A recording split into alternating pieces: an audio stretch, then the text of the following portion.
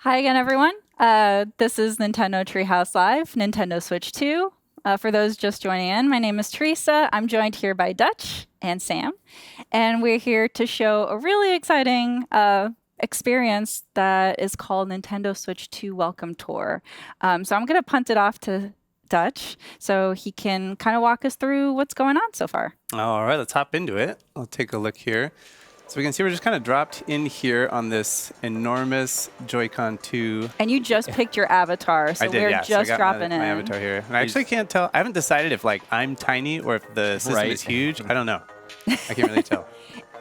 So we can kind of walk around on the surface and see these signboards. It's set up kind of like almost like a tech expo or something. We got all these friendly people here ready to tell us all about the new hardware. Give us all this information. All the parts are labeled with these little signboards, so we can kind of explore around and see all the buttons. And pretty much every single piece of the entire hardware is labeled with these boards, like even pieces that you might not even think about or realize are there. So it's kind of fun to wander around. Some of them have this little is notes. new. Yeah. So here we see the mouse feet. So we saw in the direct and some of the segments so far that both of the Joy-Con 2 controllers can be used as a mouse. So they have the mouse feet there to kind of help glide along the surfaces. And then over here, this is where the mouse sensor is. So it says these sensors check the surface they're on to work out how they're moved. So that's where all that mouse technology is located. There's a lot of new stuff to get acquainted with here. Yeah. Yeah, and we got the, let's hop over here to this, because this is the SL and the SR buttons right here. So those are kind of redesigned. They've got a different shape and feel to them compared to the Switch console. But as Dutch was mentioned, like this feels very much like an expo. So it's really a great piece of an experience where you can really see, learn, explore more, especially for somebody that, a new piece of technology or hardware that you're not quite sure or really familiar about. This is a great interactive way for you to experience it, especially like some of these things that we're going to see a little bit later. You really want to have your own personal experience to really get an appreciation of what you're going to see and feel. And part of that is that here we see one of the components is the quiz kiosks here. And that is really like a rare look kind of behind the curtain about how this system was built, how the hardware is built, and some of the design decisions that went into it. Yeah. So this is a good spot to learn about this. So this one's about the HD Rumble 2 function. And for those of you at home, pay attention. There might be a pop quiz later. And All right, so again, we have a little diagram here, a little animation showing us these specific spots on the Joy-Con 2 controller and the Nintendo Switch 2 Pro controller. And this is where the HD Rumble 2 components are located. So we get a little cutaway diagram here. You can see those orange rectangles there. And it tells us that these are custom built from the ground up. So this is not the same Rumble hardware that was in the Switch console. So they're in both controllers, and they had to go do like a full customization. it's really interesting to see that diagram too, because where they are positioned specifically in the Joy-Con 2 as well as the Pro Controller 2, it's right in the palm of your hands. And That's right. We'll talk a little bit more about that too.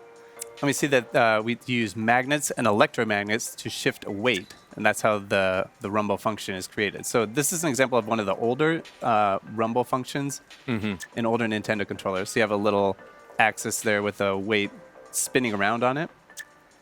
But here with the HD Rumble 2, it's not spinning, it's vibrating side to side at a high speed. So it's like a different system that they're using for the HD Rumble 2 Got function. that linear motion. Exactly. And it tells us it's the same kind of technology that you use to make trains levitate and allow them to move at high speeds. So moving it sideways makes it easier to rumble in various ways. And you can really feel that with the hardware. We'll get into that a little bit later. See how that comes across. Let's go over here, see a little bit more. So it has a range of intensity. So it can be weak, like a gentle touch, or much stronger. And at the maximum strength, the sensation will be much stronger than the HD Rumble on Nintendo Switch. And I can attest to that, having these in my hands right now. At the peak, it is a lot more intense than on the Switch system. It feels very satisfying. It does. It does. But, it's not going to be at that full intensity the whole time you're playing a game. It's you know, they'll save that maximum intensity for certain moments where it makes sense. All right, so it's weak or strong, and the maximum power won't be constant. So you get that variation, which is going to be, you know, very interesting, especially on how different experiences or games apply and use the HD Rumble 2, and how you can, you know, get that experience. And this part is telling us about where they're located. So you can see that orange rectangle down there at the bottom. And they've been designed to transmit the sensation directly, no matter how you're holding them. I think this is interesting. We get a little like blown out view of the different components of the controller. And they've located it in the spot, on that spot on the back, on that last piece on the right. And that's because that's the part that has the most contact with your hand while you're holding the system. So you can kind of see right down here. Yeah, it's really thoughtfully designed where like the bulk of your hand contacts the controller.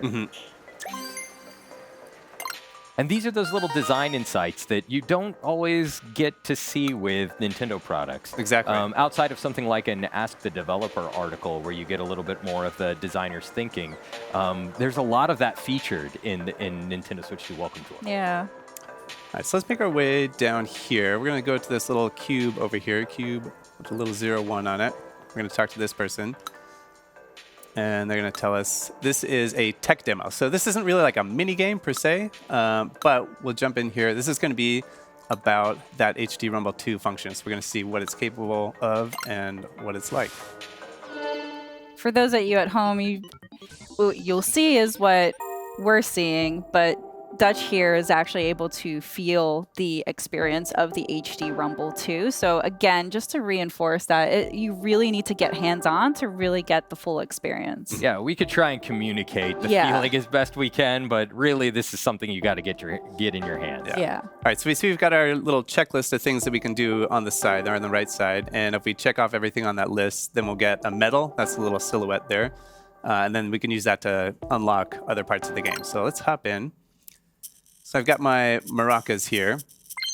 Can kind of shake them around. And right now, you know, obviously you're watching us, so you don't have them in your hands, but I'll try to describe it for you. So we've got kind of like a light, it feels like there's like tiny, like plasticky things inside. It's like kind of a dry feeling, I guess, if that makes sense. You can actually feel the beads that we're seeing on screen. Yeah, I can feel it. And then let's see. So we've got, we see on the bottom, we can change from beads to a rubber ball. So I'm going to change that on the left one.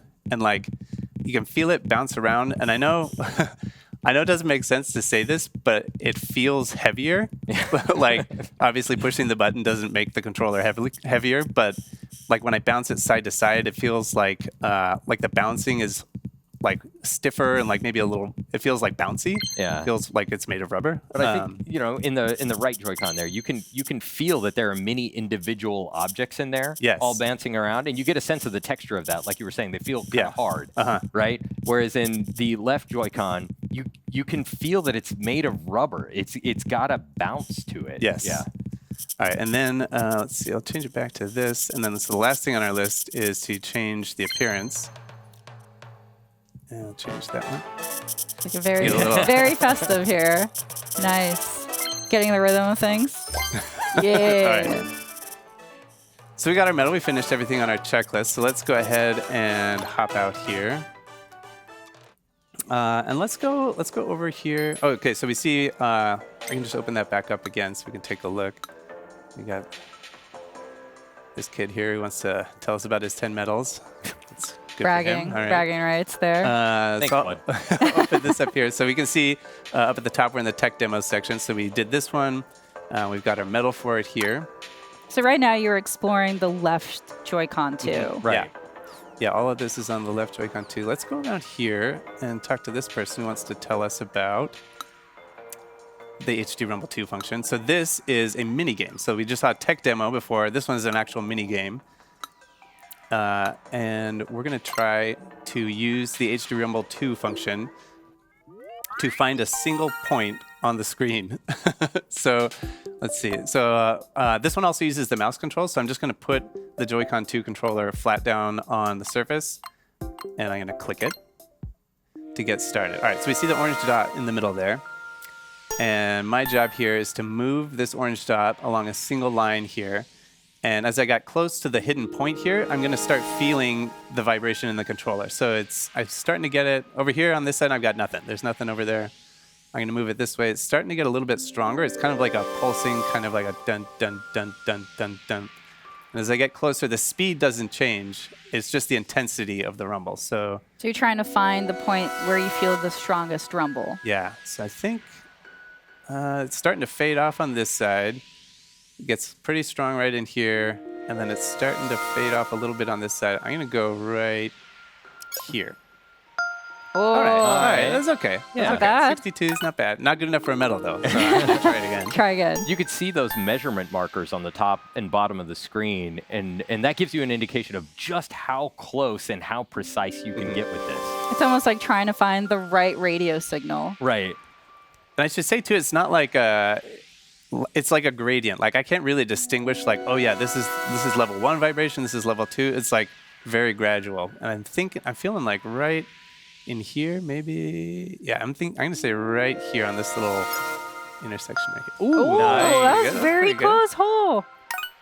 Nicely done, Dutch. I'll get me Very 2 medals. good. Very good. All right, so let's go ahead and back out of here. So that's just one example of a mini game. One thing I didn't think about until a lot later is that a lot of people are familiar with using a mouse on a computer, right? But you don't have rumble in your mouse on a computer typically. That's true, yeah. So like the sensation of using a mouse with rumble in it is very different than using just a traditional computer mouse. Yeah, it kind of opens up a whole new like type of input that you can use when you're using mouse controls for a game. Yeah. So we see here we've opened up another level of difficulty for this minigame, but we need 8 medals to access it. And we can see in the upper left-hand corner, we only have 3, so we can't go to that one right now. But the experience definitely encourages you to keep exploring and then come back and see what's opened up. Yeah. And you can see by the medal counts that there's a lot to explore. Yeah. Yeah. All right, so here's another minigame that focuses on the mouse controls. I'm going to hop in here, and this one is all about dodging the spiked balls. I'm going to take the left one off because this gets pretty intense here. All right, so let's start. This one starts off in survival mode. So I'm basically just trying to dodge the spike balls for as long as I can.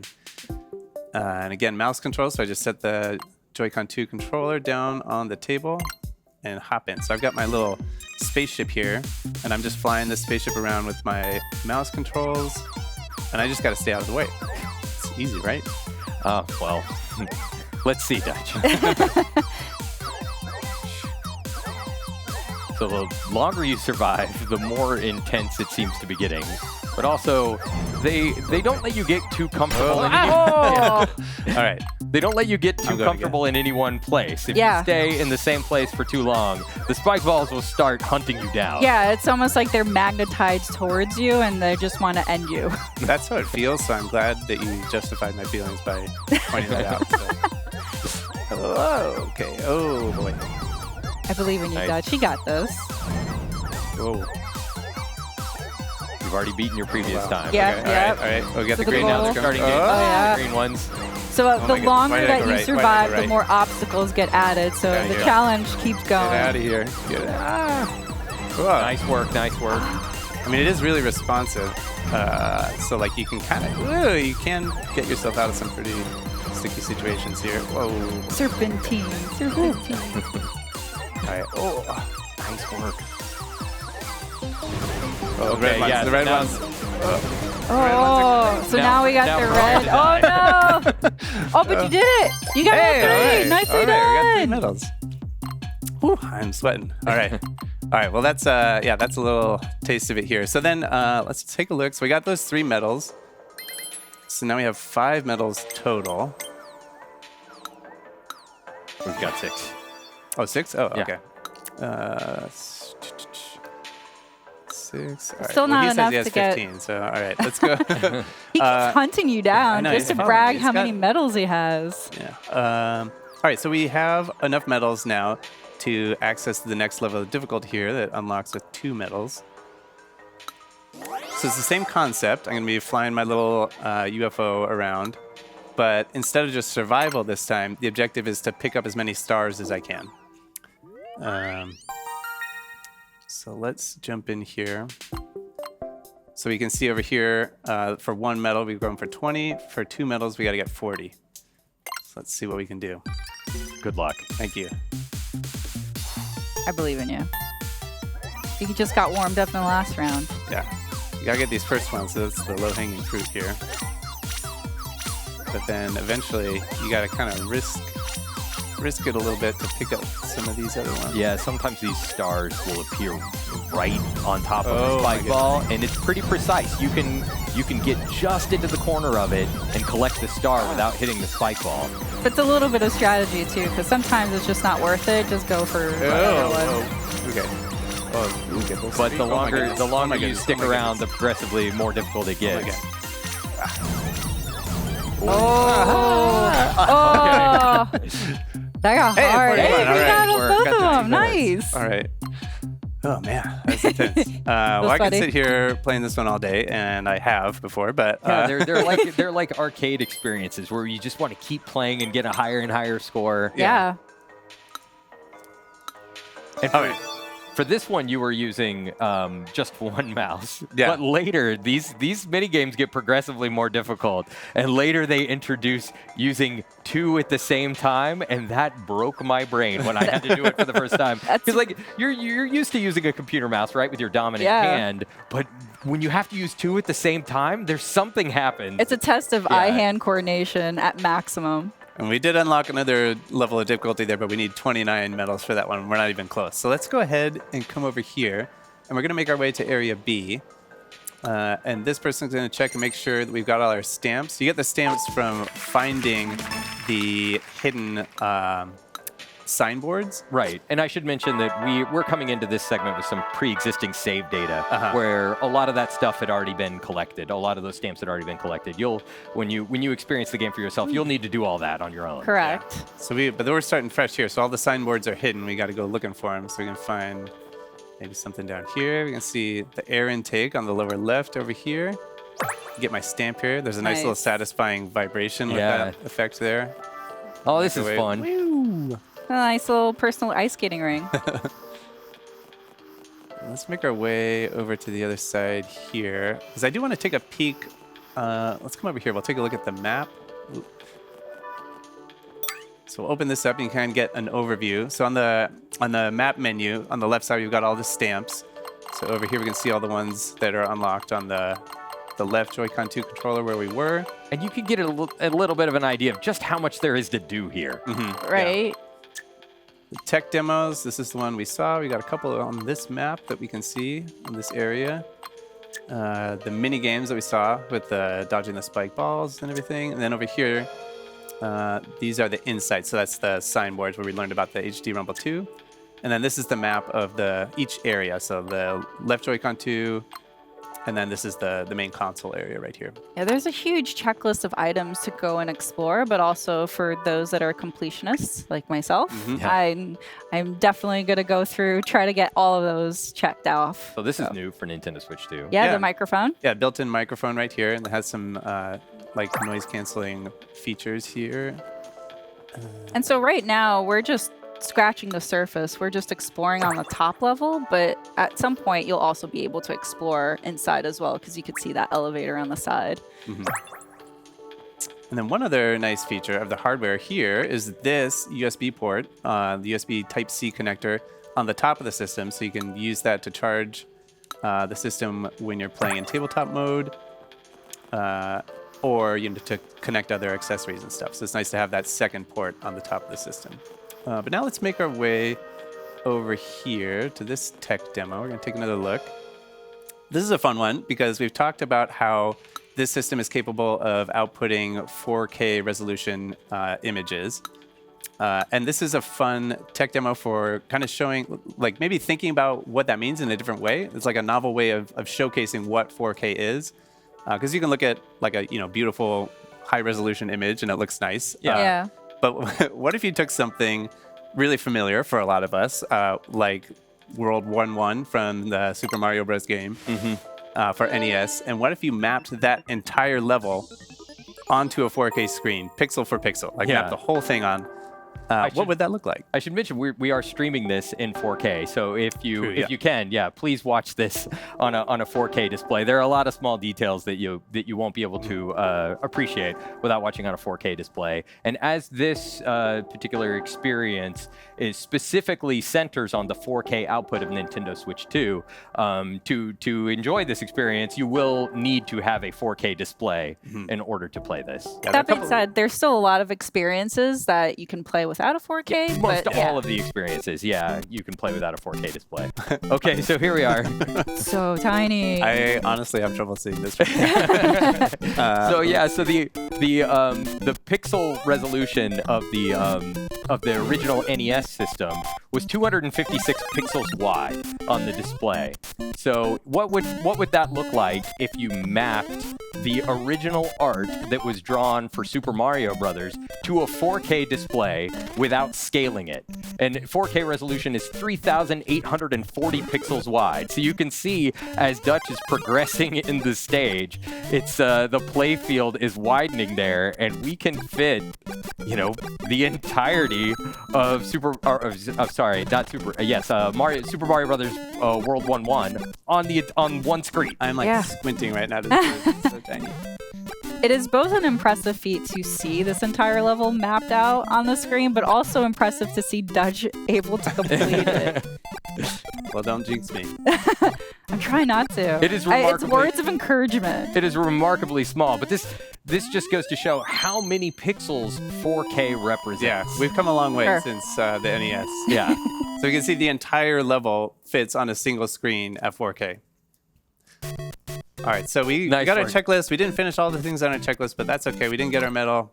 I'm just going to have to live with that. That's for the folks at home to experience it once they get a chance to. All right, so let's see. What else do we want to take a look at here? Maybe this is another fun experience here. That's a frame rate minigame. Yeah, you can see the ball changing its frame rate. All right, but we have some homework to do, some assignments. So let's go ahead and make our way back to the quiz. Teresa did kind of half promise us a quiz at the end. I want that quiz. So we're going to come back here to our original quiz kiosk and talk to this person. And they're going to give us a quiz about the insights that we saw earlier about the HD Rumble 2 function. All right, question number 1. Which part of the console is shown in the image? So we saw earlier, it is not HD Rumble, it is HD Rumble 2. That's right, because HD Rumble was part of the Nintendo Switch, but since we are talking about the Nintendo Switch 2, it is HD Rumble 2. So how does the weight used for the HD Rumble 2 feature move? It spins around, it shakes from side to side, it shakes up and down, or it stretches and shrinks. We saw in the original, like the older hardware, it would spin around on kind of an axis. Yeah, think about how the Rumble on like a Nintendo GameCube controller worked. That was more the spinning style. But this one, we saw in this little animation here, it shakes from side to side on kind of like that coil, like a weight on a coil. Question the third. Which of the following is true of the strength of the HD Rumble feature? It's always questions strong. Are royalty. The third.